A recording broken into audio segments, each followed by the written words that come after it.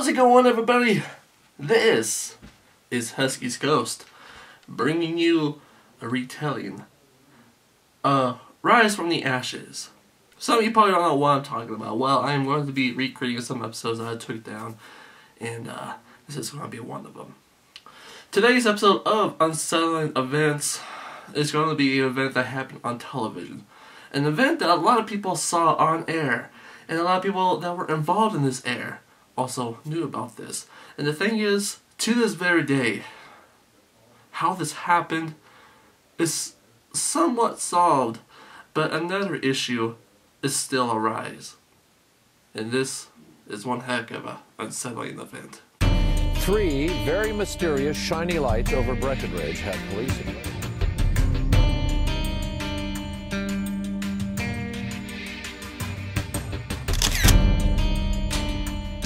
Thing running across the yard, a good-sized man. This is the voice of For Chicago television stations, someone using sophisticated equipment managed to...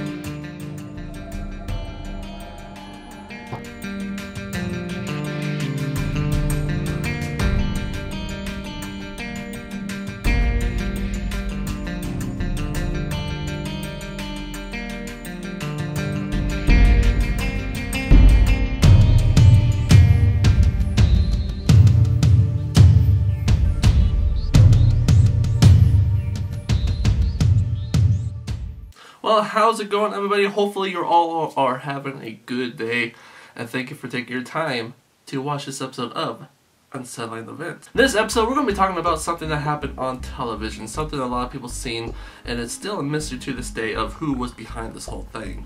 It was an average day, November 26, 1987. It was a football game going on. It was against the Bears versus the Lions.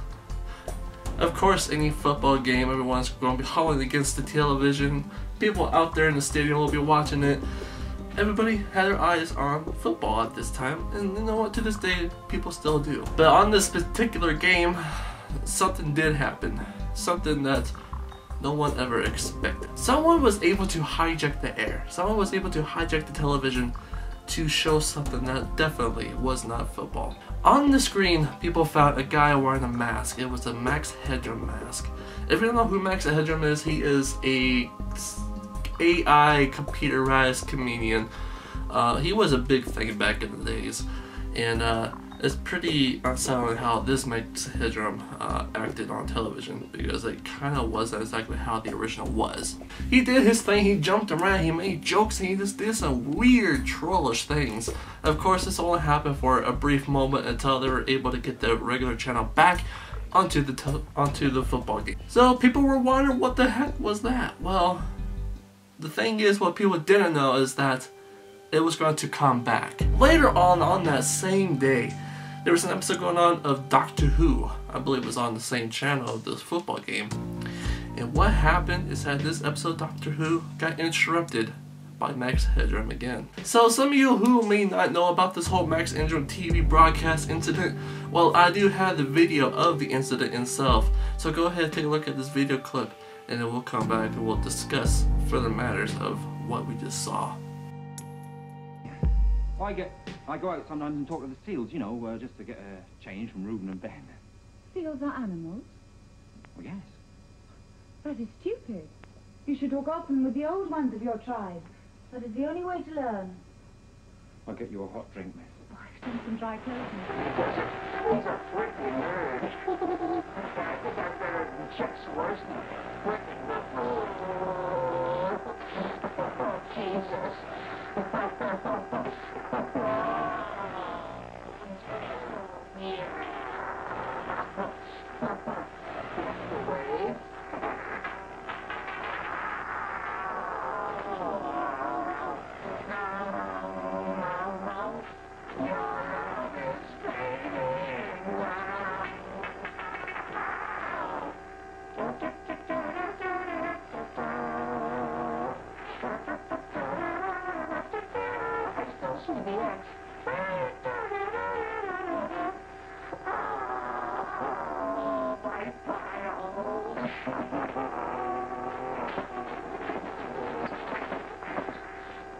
just made a giant masterpiece for all the greatest world newspaper nerds.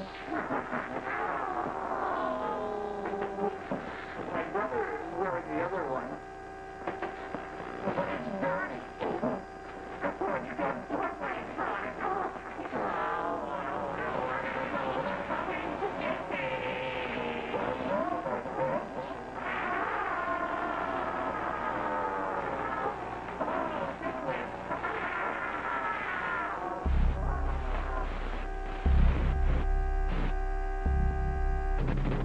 As far as I can tell, a massive electric shock. He died instantly.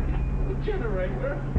Are you always... So there it is. That was the video that a lot of people had to witness on television. Now, here's the thing that got a lot of people. Whoever did this broadcast, whoever was able to hijack the television, was never caught. That's right, the person behind that mask is still out there. He never turned himself in. He was never found. So whoever did it was pretty much a genius when it comes to trying to hide himself as well as possible. And obviously, he wasn't alone. You saw that scene of someone spanking him? Looked like a girl. It looked like a girl that was spanking him. So obviously, he was not alone in this case. But whoever all was involved in it, they know how to keep a good secret.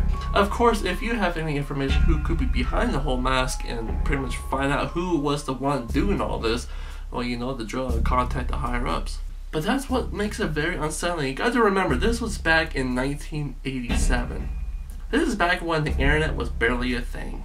This was back in technology days where it was a little more difficult to hijack and stuff like that than it is today in the modern age. You know that there's more security nowadays.